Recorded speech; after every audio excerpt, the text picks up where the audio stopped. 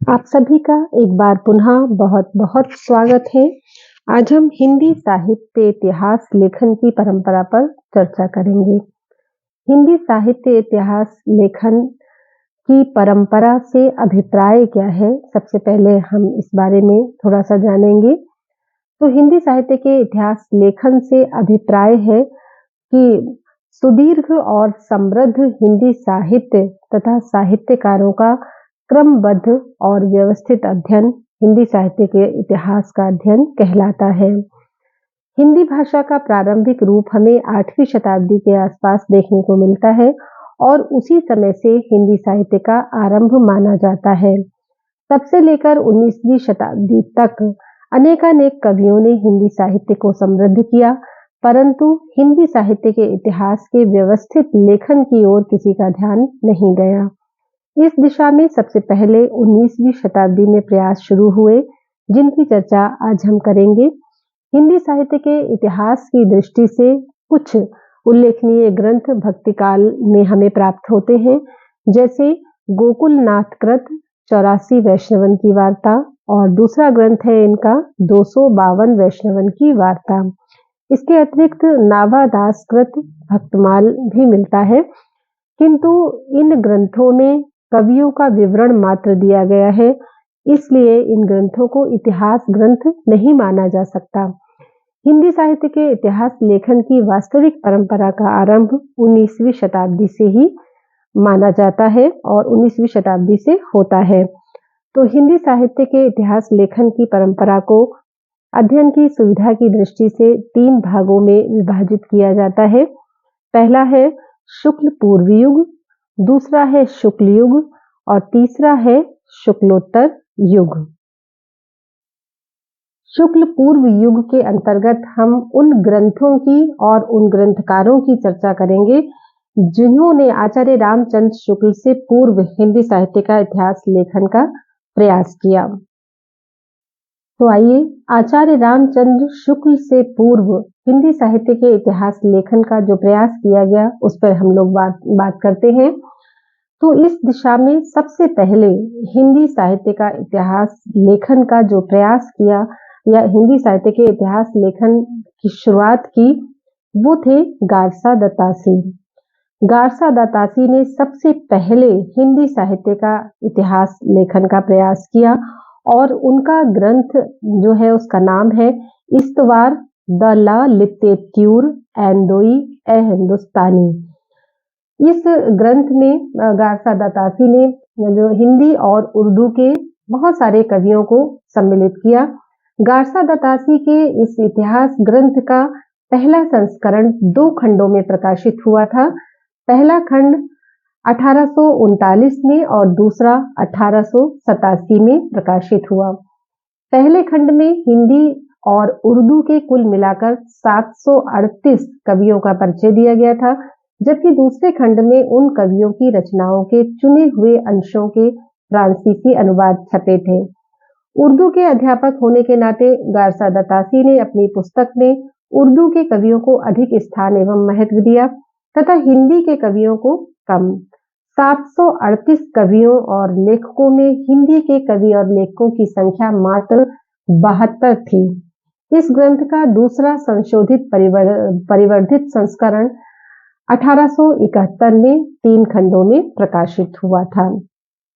इस ग्रंथ की जो विशेषताएं हैं उसमें जो सबसे महत्वपूर्ण विशेषता है कि इसमें जो कवि शामिल किए गए थे हिंदी के और उर्दू के, तो उनको अंग्रेजी वर्ण के क्रम से रखा गया था।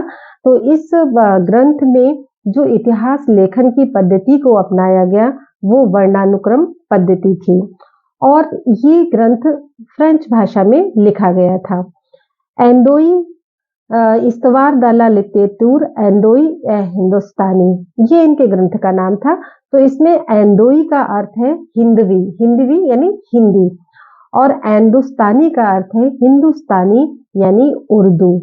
तो इसमें हिंदी और उर्दू के कवियों को, लेखकों को शामिल किया गया था। इसे ब्रिटेन और आयरलैंड की प्राच्य साहित्य अनुवाद समिति की ओर से पेरिस में प्रकाशित किया गया।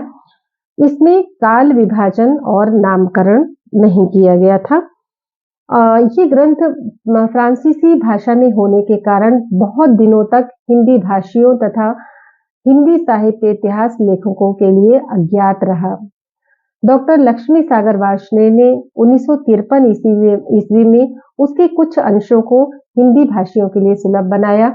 उन्होंने उक्त ग्रंथ में आए हुए हिंदी के कवियों और लेखकों से संबंधित विवरणों का हिंदी अनुवाद हिंदुई साहित्य का इतिहास नाम से किया, जो हिंदुस्तानी एकेडमी इलाहाबाद से 1953 में प्रकाशित हुआ। डॉक्टर वार्ष्णेय द्वारा अनुदित ग्रंथ में 358 कवियों और लेखकों का विवरण मिलता है।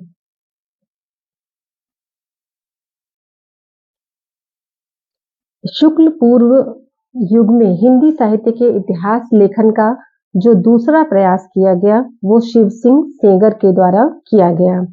इनके ग्रंथ का नाम शिव सिंह सरोज है। ये 1883 ईस्वी में नवल किशोर प्रेस लखनऊ से प्रकाशित हुआ था और इस ग्रंथ में सर्वप्रथम 1000 से ज्यादा यानी 1003 भाषा कवियों का विवरण दिया गया है। इसी से ये ग्रंथ बाद में इतिहासकारों के लिए आधार भी रहा है। इस ग्रंथ के पूर्वार्ध में 838 कवियों की लगभग 2000 चुनी हुई रचनाएं संकलित की गई हैं और उत्तरार्ध में 1003 कवियों का जीवन वृत्त प्रस्तुत किया गया है। काव्य संग्रह और जीवन वृत्त दोनों में कवियों को आकारादि क्रम से यानी वर्णानुक्रम से स्थान दिया गया है और इस ग्रंथ को डॉक्टर किशोरीलाल गुप्त ने हिंदी साहित्य के इतिहास का प्रस्थान बिंदु माना है, लेकिन इस ग्रंथ में भी काल विभाजन एवं नामकरण का प्रयास नहीं किया गया है। आचार्य रामचंद्र शुक्ल से पूर्व हिंदी साहित्य के इतिहास लेखन का तीसरा प्रयास जॉर्ज ग्रियर्सन के द्वारा किया गया। इनके ग्रंथ का नाम था the modern vernacular literature of northern Hindustan. ये 1888 ईस्वी में प्रकाशित हुआ था। इस ग्रंथ का प्रकाशन एशियाटिक सोसाइटी ऑफ बंगाल की पत्रिका के विशेषांक के रूप में हुआ था। बहुत से विद्वानों ने इसे सही अर्थों में हिंदी साहित्य का पहला इतिहास ग्रंथ माना है। इसमें सर्वप्रथम हिंदी साहित्य का भाषा की दृष्टि से क्षेत्र निर्धारित करते हुए हिंदी को संस्कृत, पाली, प्राकृत एवं अरबी फारसी मिश्रित उर्दू से पृथक किया गया था।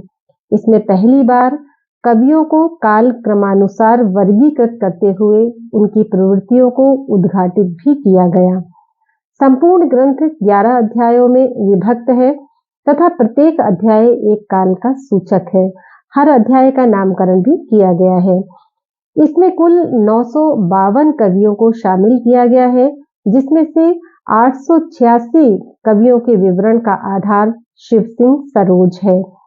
इसमें सर्वप्रथम भक्तिकाल 16वीं से 17वीं शताब्दी को स्वर्ण युग कहा गया है। डॉक्टर किशोरीलाल गुप्त ने इसका अनुवाद हिंदी साहित्य का प्रथम इतिहास के नाम से 1857 ईस्वी में किया था। साहित्य इतिहास में ये ग्रंथ नींव का पत्थर माना जाता है। और चौथा जो प्रयास है वो मिश्र बंधुओं का प्रयास है। मिश्र बंधुओं ने जो ग्रंथ लिखा उसका नाम था मिश्र बंधु विनोद और प्रथम 3 भाग 1913 ईस्वी में तथा चौथा भाग इसका 1934 ईस्वी में प्रकाशित हुआ था। इसमें 4591 कवियों को शामिल किया गया है। ग्रियर्सन यद्यपि काल विभाजन एवं नामकरण कर चुके थे, किंतु व्यवस्थित रूप से इसका श्रेय मिश्र बंधुओं को जाता है। इन्होंने संपूर्ण इतिहास को 5 कालों में विभाजित किया है। मिश्र बंधु 3 भाई थे, जिनके नाम है गणेश बिहारी मिश्र, श्याम बिहारी मिश्र एवं शुकदेव बिहारी मिश्र। हिंदी साहित्य के इतिहास लेखन की परंपरा का दूसरा युग शुक्ल युग है। आइए आचार्य रामचंद्र शुक्ल के द्वारा लिखित इतिहास ग्रंथ हिंदी साहित्य का इतिहास पर बात करते हैं। हिंदी साहित्य के इतिहास लेखन की परंपरा के अंतर्गत शुक्ल युग के अंतर्गत आचार्य रामचंद्र शुक्ल कृत हिंदी साहित्य के इतिहास की चर्चा की जाती है। ये 1929 ईस्वी में प्रकाशित हुआ था और ये हिंदी का सर्वाधिक प्रख्यात इतिहास ग्रंथ है। इसमें रचनाकारों के इतिवृत्त की बजाय उनके रचनात्मक कौशल पर अधिक बल दिया गया है। इसमें इतिहास लेखन के लिए विधेयवादी पद्धति का प्रयोग किया गया है और इसीलिए तत्कालीन युगीन परिस्थितियों के संदर्भ में हिंदी साहित्य के इतिहास को विश्लेषित किया गया है। संपूर्ण इतिहास का इतना तार्किक एवं सुव्यवस्थित काल विभाजन किया गया कि परवर्ती इतिहास ग्रंथों में प्रायः उसका ही प्रयोग किया गया है। जिस सामग्री के आधार पर शुक्ल जी ने अपना इतिहास ग्रंथ तैयार किया वह लगभग पूरी की पूरी मिश्र बंधुओं के सामने थी और उन्होंने अपने मिश्र बंधु विनोद में उसका पूरा उपयोग भी किया था। इसके बावजूद वह कविवृत्त संग्रह मात्र बनकर रह गया, हिंदी साहित्य का इतिहास नहीं बन सका। साहित्य इतिहास लेखन के क्षेत्र में आचार्य शुक्ल जी का सबसे बड़ा योगदान उनके द्वारा किया गया काल विभाजन और नामकरण है। हिंदी साहित्य के 900 वर्षों के इतिहास को 1929 में जब ये ग्रंथ प्रकाशित हुआ तब तक के समय का उल्लेख किया है उन्होंने इस ग्रंथ में। तो हिंदी साहित्य के 900 वर्षों के इतिहास को आचार्य शुक्ल जी ने 4 कालखंडों में विभाजित किया है। आदिकाल, जिसे उन्होंने वीरगाथा काल नाम दिया, और इसकी समय सीमा उन्होंने बताई संवत 1050 से संवत 1375 तक, और पूर्व मध्यकाल, जिसे वो भक्तिकाल कहते हैं, ये संवत 1375 से 1700 तक, और उत्तर मध्यकाल यानी रीतिकाल ये संवत 1700 से 1900 तक माना उन्होंने, और आधुनिक काल या जिसको वो गद्य काल कहते थे वो संवत 1900 से उन्होंने उसको माना। और हिंदी साहित्य का इतिहास जो उनका लिखा हुआ था अपने अंतिम संशोधित परिवर्धित रूप में आचार्य शुक्ल के सामने ही 1940 में प्रकाशित हुआ। उस समय तक छायावादी काव्य आंदोलन समाप्त प्राय था, क्योंकि छायावाद की जो काल अवधि है, समय सीमा मानी जाती है, वो 1936 तक मानी जाती है लगभग। तो उस समय तक छायावादी काव्य आंदोलन समाप्त प्राय था, इसीलिए उसमें वहीं तक का विवरण प्राप्त होता है। तो आचार्य रामचंद्र शुक्ल जी द्वारा लिखे गए इतिहास ग्रंथ में हमें छायावाद तक का उल्लेख मिलता है। आचार्य रामचंद्र शुक्ल जी के पश्चात हिंदी साहित्य के इतिहास लेखन के जो प्रयास हुए उनका अध्ययन शुक्लोत्तर युग के रूप में किया जाता है। तो आइए देखते हैं आचार्य रामचंद्र शुक्ल जी के पश्चात हिंदी साहित्य के इतिहास लेखन का प्रयास किन किन विद्वानों ने किया। आचार्य रामचंद्र शुक्ल जी के पश्चात जो हिंदी साहित्य का इतिहास लिखा गया उसमें सबसे पहले डॉक्टर राम कुमार वर्मा का नाम हम ले सकते हैं, और इनके इतिहास ग्रंथ का नाम है हिंदी साहित्य का आलोचनात्मक इतिहास। ये 1938 ईस्वी में प्रकाशित हुआ था। छायावादी कवि राम कुमार वर्मा द्वारा रचित इस इतिहास ग्रंथ में उनकी काव्यात्मक भाषा ने पाठकों को आकर्षित किया। अपनी विस्तृत सामग्री, उसकी आकर्षक प्रस्तुति एवं भाषा के कारण ये ग्रंथ प्रभाव छोड़ने में सफल रहा। इसमें सिर्फ आदिकाल व भक्तिकाल तक की अवधि को ही स्थान मिला है, आगे का भाग नहीं वो लिख पाए। निर्गुण ज्ञानाश्रय शाखा को संत काव्य तथा निर्गुण प्रेमाश्रय शाखा को उन्होंने सूफी काव्य का नाम दिया है।